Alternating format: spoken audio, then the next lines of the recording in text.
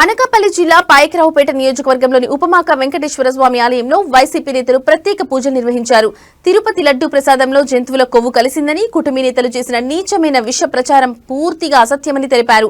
ఈ సందర్భంగా కూటమి నాయకులకు భగవంతుడు మంచి బుద్ధి ప్రసాదించాలని కోరుతూ పూజలు నిర్వహించారు.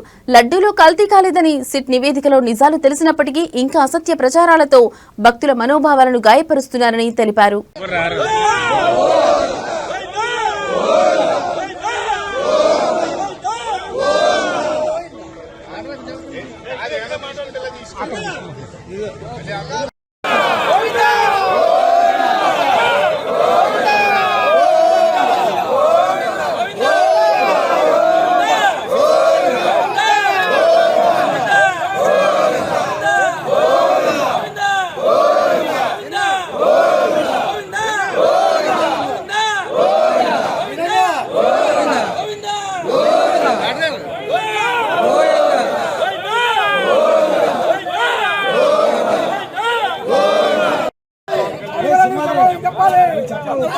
పవన్ కళ్యాణ్ చంద్రబాబు పవన్ కళ్యాణ్